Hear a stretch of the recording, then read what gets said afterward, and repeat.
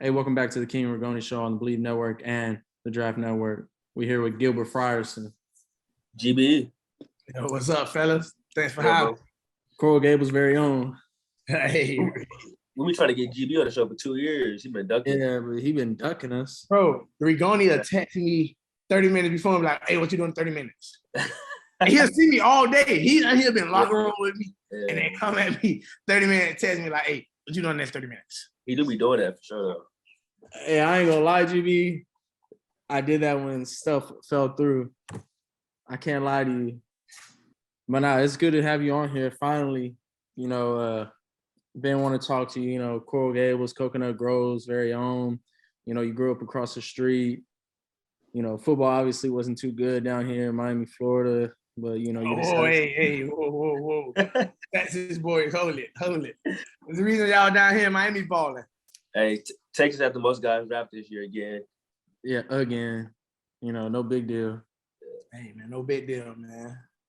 Nah, hey, on the last episode, I read the comments. These people were going crazy arguing about Texas, Florida, football. I'm not gonna even argue with y'all. Like, y'all know. Like, we all know. Like, Yeah, we all know Texas. Of course, y'all gonna stick up for your city like you supposed to, like, ride or die.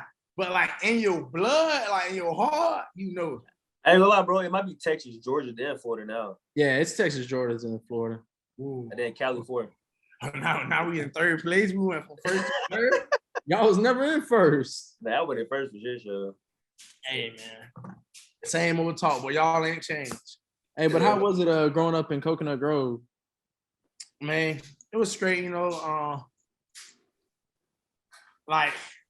easy to fall off track, if you took the wrong path or hung with the wrong crowd. But, I had family and friends that kept me on the right track on the way. So, it's tough growing up, in the type of neighborhoods we grew up in, but like it's always a way to make it out. So you gotta, just stay prayed up and stay focused. It's good you had you got a couple older brothers that played ball too. So it was good having role models, and they obviously pretty good at football too. So that was good, right? How was that having older brothers that was good at football as well?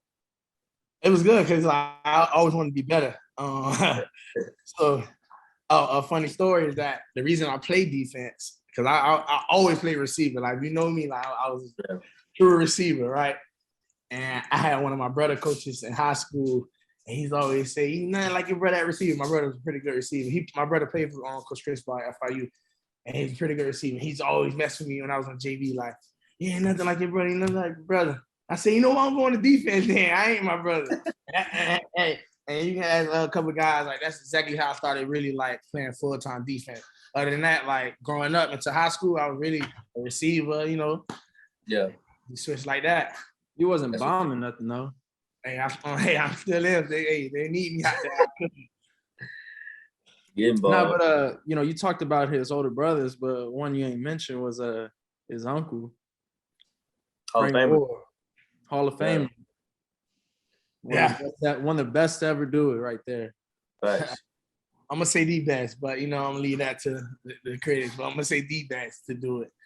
But, yeah, having him around, too, is big. Still having him around and having those talks and just seeing him work, since I was a kid, seeing him go out there and work and put it on us, me and his son. We have a son right now that my little cousin I play against. He at Southern Miss, we played him second game of the season.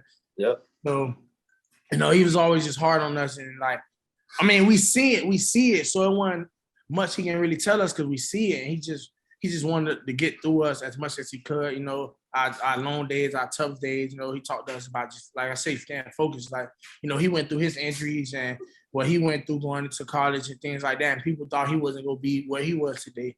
But I seen him work and I just seen him stay focused, and most definitely always kept good people in his corner. Would you say he's a big, one of your biggest motivations and one of your biggest motivators as well? Oh, for sure. There's no question. Like, I mean, every time I go to his house, I'm like, yeah, I got to get a bigger house. You know what I mean? Like, hey, I see his house and I'm like, yeah, I gotta get a bigger house. You know what I mean? Like, so, we just trying to do what he did. Plus, what he did is incredible. Like, that's one in the mill. So, I mean, you know what I'm saying? Like, everybody just, like I say, just having those talks, just seeing him work and putting that pressure on us when we needed it. And letting us know when we was doing wrong, letting us know when we wasn't on the right track, and keeping us focused. And that's major to have somebody like that in your corner, and that's done it for the amount of years that he's done it for. Yeah, it's just a blessing. Yeah, I'll say this about Frank. I know when I tore my ACL in 2020, he was one of the first people to call me for. We talked for like 30, 45 minutes on the phone. He tore his twice, I think, when Miami. So we talked about that. And he's just like a real genuine dude. Like even after the draft, before the draft, like I was talking to bro on Instagram a lot. And, what I'm saying, keep your head up and just go do what you got to do. Like all that. So he's one of the, what I'm saying, he's one of the realest past Hurricanes that I know. So that's a pretty cool dude right there. Mm-hmm. I got a question though. When did you know that you were a Cane? Like, was you always a Cane, like since birth or what? I mean, yeah, I was always around it. I was a kid, but I remember his drive party. I got pictures. We all were Army fatigue. That's when everybody back then was Army fatigue. Me and all my cousins that's around the same age, my son, we all in our Army fatigue, and we have a little dance group. We used to step and stuff like that. So we danced at his drive day, and we were just around him, and like it's just crazy, like just being around him and just seeing all the accomplishments he made. Yeah. Let me ask you, because I know I've met your mom and stuff. How big of a motivation was she for you? Because, your mom, that's one of the best things I think for you, that your mom lives, right across the street from the school. The best thing is I see her cooking all the time. And I'd be so jealous. I'd be sliding up. I'd be texting you, when's your mom making a plate? When's your mom making a plate? But how is that? How is it, having her so close nearby where you go to school? Was that a big factor for you? She one of your biggest motivations? Like, how was she growing up with you, keeping you on track and stuff? Oh, man, yeah, mom, she the same way, man, how she always been motivated. She just want me to do the right thing, man. Her main focus with me was just, staying out of trouble, doing good in school, getting my degree. So, when I got my degree, I ain't even bring it home. I gave it straight to her, like, you know what I mean? Because that's all she really wanted me to do besides, all the football and all that come along. But she really just wanted me to stay focused in school. Like, that is my motivator. Like, I pass my mom's house every day to get to school, you know what I mean? So I see her going to work, and it might be a day, not feeling it as much. And I see her going to work, and I be like, yeah, that's my cue. That's my, you feel me? That's God sending me my signal to go get it in, to go grind, you know what I mean? And, we all have those days, and I see her, she going to work, and that just make me want to just work harder for her, you know what I mean? So she is my biggest motivation, my number one supporter. She always been there since day one. Right now I can call her and be like, Mom, cook up a plate. She will. Hey, Ryan, you here? Hey, I'm saying this in front of the people, Ryan. Next time my mom cook, you getting the plate. You hear me? Hey, the people hearing this now. If you don't, I'm gonna be upset now. Hey, I'm gonna be upset. I'm a minimum word. All right, bet. But how was obviously your football family, your brothers, your uncle, what was it, when was it that you realized, man, I'm pretty good at this football stuff? I think really going into my 8th grade year. Going into my 8th grade year. And it wasn't even because football, it was really because I wanted to be on the basketball team. And I wanted to be on the basketball team. And I was like, you know what? I want to go on every field trip. I want to do every 8th grade activity, you know what I mean? And my mom worked at my school. So I was like, all right, I want to do good for my mom and things like that. So it was really like going into my 8th grade year, I wanted to really turn on the switch. And it was really, like I say, because of basketball, I wanted to be on the basketball team, like stand out of trouble in school, stop hanging around the wrong crowd, stop doing them little things I had to do. I had to really mature because I kind of knew, like, all right, I'm good. Everybody played part one of growing up, you know what I mean? But then you get to high school, you get some guys, they start to weave out and things like that. And I wasn't one of those guys where it's like, okay, like football might not. It was always my motivation. I've been doing it since 4 years old. So it's like, why get this far to only get this far? So when I got into high school, it really clicked on, and I'm here right now. No, for sure. In high school, you told me about one game. I think it was with DJ Ivy Nut. you play, he was scared to cover you or something like that? Hey, nothing new, right? Hey, listen to this, King. I don't think you know, right? Nah. So me and Nut, we know we was always been together in high school and stuff like that, right? So Nut used to be down here, whatever. So we go to my school and we hanging out. I don't know. We in my head coach office, we just talking ball and whatever. So my head coach say, "Hey DJ, you know I'm putting on Gilbert that receiver, right?" So he like, yeah. I say, I only got one route. If you ask anybody, I had one route, and it was a bomb. I had one route. It was a go route, right? So we played DJ the first game of the year. And I'm talking to DJ every day. Me and DJ talk every day. And all I'm knowing is that DJ finna stick me. DJ finna stick me today, right? It's going down. And they had Tariq Stevenson. Tariq was young though. Tariq was a young, he was the young cornerback. He had blown up as much as he was. So it was DJ, and they had another guy named Smoke. He ended up going to FIU. And I line up at receiver. DJ go to safety. That's crazy. Right? I said, why you go to safety? We already know what you're doing, right? So we already know. No, so they played like quarter three and quarters like that. So yeah, he didn't really want to stick me. Still to the day, he won't admit it, but he didn't want to come out there and stick me, man. Well, it boy got scared for real. Hey, I'm gonna say he was scared. He didn't want to stick me, but hey, that was my boy though. He ain't want no pause of me, man. When did you start blowing up in high school as far as like getting offers and all that? Crazy. It was going into my junior year spring. That spring, I had went to a Florida Fire trial. I had stuck a lot of guys. I went like 6 for 6. I stuck 6 guys. 6 for 6. Yeah.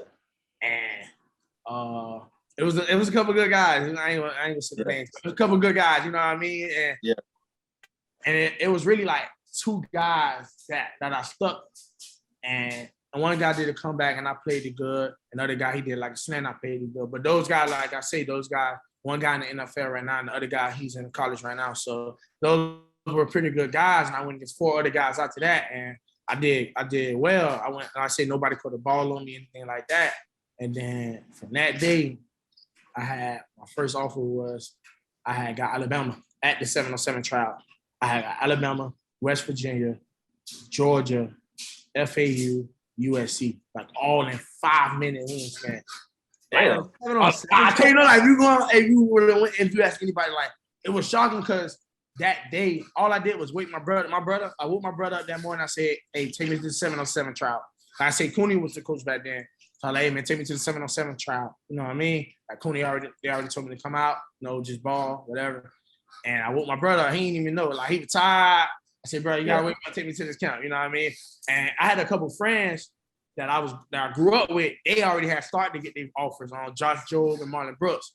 So they already had jumped. They already had got their offers first. So I'm like, okay, my boys got it. So that just motivated me. Like, all right, time to get yours. You know what I mean? So at that camp, when I left, I had 5 offers. Like walking off the field, 5 offers. At a 7-on-7 trial. That's crazy. I swear. At Florida Fire 7-on-7 trial. Damn. Coach Dennis, much love to Coach Dennis. He looked out for me. Coach Cooney and the rest of the Florida Fire coaches, all of them, they looked out for me. Coach JR, they showed love. After that, by that next morning, I think I had 7 to 9 offers. And then Miami offered me probably like offer 11, 13, right? And I'm telling you, I get offers back to back. And CJ Henderson, all right? I'm at school. I'm at Gables. I get DeWasso to come pick me up. CJ Henderson, that when he was committed, hitting me up like, "Bro, come here. So I'm think about it. I'm gonna go meet with my moms and things like that. So I picked my mom up from work. My mom worked at Ponce de Leon right in front of the school. So picked my mom up from work. We met with Coach Rick, right? Coach Rick, Coach Banda, all the coaches. They put me in the big room. I call it the big room. They know. So we call it. We don't use that. They don't use that office no more. But they put me in the room. We all talked and just hanging out and things like that. And my mom, she didn't really want me to leave anyways. Like my mom, only one of my mom kids went off to college. 2 went to FIU and 1 went to Fort Hays State University in Kansas. But she ain't really. Mom wanted us to stay close to home, man. When I was in there, they talking. I say, "Mom, can I?" I whispered to her. I like, "Mom, can I commit?" She's like, do whatever you want to do. And I was like, all right. So, so I go and I meet with Coach Rick in his office. I commit. After I commit, I promise you, no lie, I probably got like 3 offers after that. Yep, that's how it be. Like 3, 4 offers. Florida State, they called me instantly. Because Florida State, they was recruiting my boy, Amir Rasul. So they was already coming around and stuff like that. And I had met with the coach before, you you introduce the young guys going spring to the coaches and stuff like that. So he called me. They didn't really talk about much. They just offered me because I had committed to Miami. And then Coach T-Rod, when he was at South Carolina, he came by, and then NC State, and then Coach LT when he was at Kentucky. So I ended up with 4 offers after I committed. So no other school, they really ain't want to mess with me. And I was a hard commit because me, my boy Joe committed, then DJ committed right after me. So it was just like, schools ain't come. So I jumped off with 10 offers, 12 offers, and that was it. Josh Jobe and CJ Henderson was committed to Miami? You say what? Josh Jobe and CJ Henderson was committed to Miami too? Yeah. Josh Jobe flipped late. Joe was committed. Joe was I think, if I'm not mistaken, he was the first 2018 commit. And he flipped late too. So he went to Bama, then CJ went to Florida, right? CJ went to Florida. Damn, that's crazy. Both of them boys committed. CJ really got me to commit. That was crazy. CJ had got me to commit. And then Joe, Joe did what he did, but he had ended up going to Bama on last minute. They were pushing hard and they ended up getting it, you know what I mean? You know how that goes. Yeah, it's crazy. I feel like it's always like that in Miami, like, man, they had this guy committed, this guy wanted to go here, but they ended up going somewhere else. I'm not gonna lie, me being from Miami, it be a lot of outsiders too, like it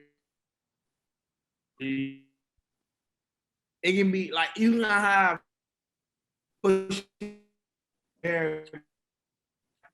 I mean, and it's crazy, but it's the truth. Like you'll have different people in your ears trying to make you pursue someone else. And it just be like that. I got you.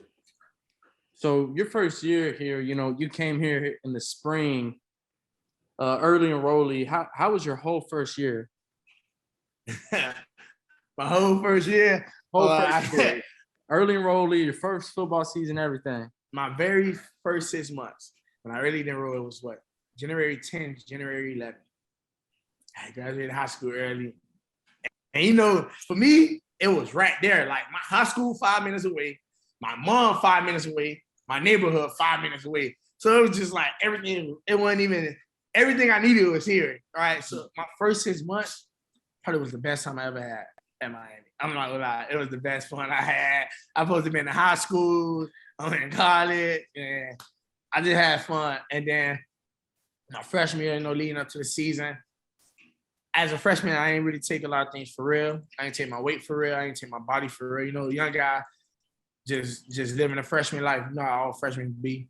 And I didn't take those things for real, like getting enough sleep, eating right, lifting right, lifting all day, doing different things to get my body functioning, going in the training room, getting in the tubs. I wasn't like doing those things as a freshman because I was just like, whatever, I'm here right now. And that right there made me take a step back because I had gained too much weight. I was overweighted. I put growing, and it was a slow start for me. But I did stay focused. If I didn't mess up in school, I was staying focused in school. I was on task with that. And then, before the season, when they told me I was on scout team, as a freshman, you just like, what? So I'm like kind of heard about the situation and things like that. And then we get to week 3, week 4. Now I'm just having fun on scout team. If these gonna be my only reps, I'm making my best rep. And then we had Jimmy Murphy at the time. I don't think I was here with Jimmy Murphy, but y'all know Jimmy. I was here with Jimmy. Okay. So, I had Jimmy, and so Jimmy used to get defensive player scout team of the week every week. Mm-hmm. So I was like, man, I'm gonna try to get this from Jimmy Murphy, man. So I started going hard in practice, and probably like week 5, week 6, it was into it. And I was at corner still. I came in as a corner. I was playing corner on scout team, giving them looks and, just practicing. And And then the striker, that's how I ended up at striker because on scout team, this guy we had a striker, I think he got hurt or something, he went down. I had like, hey coach, I can get that striker. I just try it, like just playing striker. And then I'm like, okay, I'm getting the hang of this. And I was actually doing good. And scout, I'm really just balling in scout. Like just balling. I mean, I say them my only reps. If you ask the boys, I had fun in practice. I made practice fun because I knew I'm gonna go over to the scout team. I'm gonna try to beat Jimmy Murphy out. Jimmy Murphy, he had the motor. He don't stop. He go every play. So I was just trying to work like that. And then after the season, Coach Ron called me, said, we thinking about moving you to striker. What you want to do? I said, Coach, whatever. I just want to play. And then I knew they were moving on Zach to Will, and then it was only Romeo. So I'm like, okay, better chance. It's two guys. Liable to rotate in. You never know what's gonna happen. And that's how I became a striker. Coach Packy called me right after Coach Ron called me. Was like, let's get to work. I came in that summer, the first fall. Yeah. That's exactly how I became. I became the position I play now because of scout team. Because I was gonna go to safety. I was gonna move back to safety. I played safety in high school. Came to Miami. I wanted to give corner a try. Learn corner. I'll never forget the first thing GB ever told me. It was the funniest thing ever. I come in right in the summer and we're doing meetings and everything. And, I'm asking questions because I want to know so I can, get in on 7-7 and stuff. And I think we were in a meeting with Coach Packy or something. And I was like, hey, what do I do on this? I swear to God, GB was saying like blitz on every single play. I'm like, damn, blitz like every play. And Coach Packy's dying laughing. Like it's the summer. Like we just bullshitting. Like it's the summer. Yeah. And Coach Packy's dying laughing. I will tell. I say, hey, just blitz every play. Every play. Like, hey man, when in doubt, you don't know the play. You don't know what you're doing. Blitz. That's funny. Hey, that's the best. That's what stuff GB would say. Hey, it worked when it worked. Hey, it worked when it worked. It worked when it worked. Nah. You end up making the tackle, and they're like, well, damn, you can't, MA, great play. Great play. But you blitz, you weren't supposed to blitz. That's funny. Hey, that's how I was when I first became a striker. I just really thought it was just blitzing. So now you're in Miami, you're a striker now. So like kind of talk about like your journey, like from your freshman year, to now. Like how would you explain like your experiences and your journey at Miami? It's been a roller coaster, but I'm not gonna lie, I'm grateful. I'm grateful for everything. Yeah. I'm grateful for every coach that came in my life. I'm grateful for every obstacle I had to pass real. Cause like that made me who I am today, you know what I mean? Like we can all say if we would have did this, if we would have did that, but like what God got laid out for you, you feel me? You just gotta really follow the path. And I did that, like I say, man, my freshman year, I ain't played, so I knew I was a scout team player. When they called me my going into my sophomore year, and I'm just like, I just want to play. So if it's striker, it's striker. You know what I mean? Junior year went smooth. And then I kind of took a back step, last season didn't play as well as I wanted to, you know what I mean? But like I say, things like that happen. God put me in this position for a reason. I just really got to keep following his glory and following his footsteps and trusting him and just putting in the work on my end, you know what I mean? Like just giving it all I got. And at the end of the day, I'm going to be happy with my result because I know I gave it all I got. I like that. For sure. That's everybody got different paths for real. Everybody got different paths. Like what's for them is for them, right? Bro, like sometimes like it's crazy. Yeah, sometimes people will like look at somebody else like, damn, I wish it was me. But at the same time, like, bro, everybody we all blessed. Yeah, we all blessed, bro. You got to just follow your own path and make the best of your situation. Oh, and that's what sometimes people mess up though. Is especially when you're young. Yeah. When you get much older. And you get like your 4th year, 5th year, and you start to see little things, and you don't do the same thing that a young guy might do or things like that, because you'll know like, okay, that ain't it, or I can't keep doing the same thing expecting different results. You know what I mean? Like if you're doing the same thing and it's not working, you can't keep doing that. You know what I'm saying? Expecting a different result, and it'd be crazy. I mean, I just seen a couple guys that I took out on their official visit. get drafted. Yeah. And you like, what? Like, yeah, like, woo. Like, they came in a year after me, probably, you feel me? 2 years after me, but it's just like, whatever God got planned for you, He got planned for you, you know what I mean? Like, you really can't rush this process, especially in college. Like, you'll see a couple guys rush it, and then they'll look around and be like, nah, this ain't what it is, you know what I mean? You really just gotta, like I say, you gotta really follow God's glory for you, because like I say, your path is totally different from someone else. If that might work for them, but that might not work for you too much, you know what I mean? Yeah. And once you really know that, and you really get to understanding that, when you're in college, that's the best thing, the best feeling, because now you feel like you're more in control of your environment, of what you got going on, how you handle certain situation that you might would have handled different, you handle it totally different just because you're more wiser, and the knowledge that you had along the way, the people that you met along the way that influenced your life. I mean, I say man, I'm just blessed, man. I take it one day at a time. You can't think too far ahead, because then you're gonna miss the step that's in front of you. Right. I like that right there. I kind of want to, one of the last things I wanted to talk about before we get to the question that we ask everybody is, I want to ask you about this spring, how you felt about this new defense and, the position you're in, playing a bit of a nickel, Sam linebacker, just switching things up. And you had a great spring too. You had a really good spring, bunch of interceptions you had some that you dropped right in hand. He never picked me off. I picked him off. I never picked you off. King.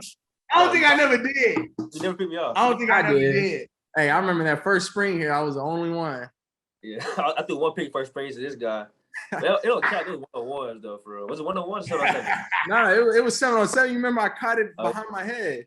Yeah. Yeah, I remember that. You did. Yeah. You did. It was on Will Mallory. He threw a jump ball to Will Mallory, and I put my hand behind my head. Yeah. And that was your highlight of the year, man. Nah, that was one of them. I had a good spring that spring. Yeah. Hey, I remember I threw the ball down like on Will and everything. I remember that shit. Yeah, you was mad as shit. That was the only interception through all that spring. But yeah, I left a couple. I left a couple out there. I left like 2-3 out there that I owe my peoples, and I owe my peoples that one. I left a couple. You made a bunch of big hits too in spring. Bunch of TFLs. You could tell you really started to get the defense more towards the end of the spring. I mean, that's like everybody, but you're a smarter player. That's one some people don't get. Some people don't know. That's what makes you a good player. You're one of the most knowledgeable players on our team when it comes to football. How was it for you? Trying to learn a new playbook after you've been like drilled something for 4 years, like it's kind of hard. Mm-hmm. I mean, it's kind of it's kind of like a different transition, and it's like a totally different playbook and defense. But if you kind of like, so how I do and how I learn things fast, what I mean? I try to bracket things. So I bracket my plays in a way like, okay, we used to run it this way and try to mix it with what we run now and just see the difference and how can I maybe relate the coverages to know which is which one high, which one too high, which one we're in zero, which one we're in this, which one we're in that, which one we're disguising. And I say, being a very smart football player, I kind of like, I buy into it more because you gotta know your strength and you gotta know your weaknesses. You know what I mean? So if I know what you're doing before you do, that kind of helped me out. I can move a little faster. Mm-hmm. I mean, I can react faster. If a tackle, he might be heavy on his hand, so he blocking down. Or he might be light on it and he pass blocking. Or you might have a guard, he's far back, you might know he's pulling, you got to jump a guy. So it's like me, I just call it being a technician of the game, you know what I mean? And then you get with guys like Ed Reed, right? And it's so crazy because the type of Ed watched the weirdest things. Ed watched the smallest things. And you wonder what makes him such a great player. And when you watching film with him, it's so crazy because he's standing up, watching the film and acting like he's that defender on the field, putting himself in that position. And I learned that a lot, put yourself in that position. See what that player did wrong and how can you make it better. See if a receiver, he might move his hands when he's getting the ball. You know what I mean? Or his hands might be down when he's not getting the ball. Or he might, if he run hard off 2 steps, he's usually going out. You know what I mean? So Ed looks at things like that, and I pick that up from him. Like, okay, like small things like that. Oh, the running back might turn his head right before he get the ball to know what gap he want to hit. You know what I mean? Like everybody do something, even us on defense. We do something where you might know you're blitzing this play or know you're not blitzing this play. You know what I mean? So my knowledge of the game, I just know, like I say, you gotta just kind of know what they're doing before they're doing. You gotta really just buy into the system. You gotta believe in the coaches. You gotta trust the coaches. Like I say, like we in the new. This is a totally different environment. We all still getting to know each other. We all still bonding. We all still trying to find out who the guy we playing for as a coach, the player next to you. Everything relates as one. You know what I mean? If I know your struggles and I know everything that you're willing to do behind this football and for the team, then that gives me more confidence. You know what I mean? If you know what I got going on, that gives you more confidence of like, I know he got my back. I know this coach believe in me, vice versa, however it goes, you know what I mean? And, you know, like I say, this is a new culture. And, you know what I'm saying? We just taking it one day at a time. Like I say, man, we're in a new system, so we all learning. We all putting in new plays. We all learning together. They learning how we play. We learning how they coach. You know what I mean? And it all working out. As you can see, like we just trying to get better. We all trying to play harder. We just go out there to give it all. Like I say, like Coach always asks, you know, just go out there and give it your all every chance you get. Sure. Yeah, right. Well, you know, there's a thing we always do at the end of every episode. We ask every single guest, what is one piece of advice that you could give anyone? It doesn't have to be about football. It could be about anything. What was one piece of advice you could give to anyone? I give my advice to my youngsters, to the young bros out there. And I like giving a message to them because I was in that position. You know, where some of them things might not be going your way right now. Things might not feel right. But like I say, man, if you surround yourself around good people and you doing the right thing, like Coach Rump always say, if you living right, things going to go right for you, man. You just take it one day at a time. Never rush your process, no matter what people try to say, no matter what people try to do to bring you down.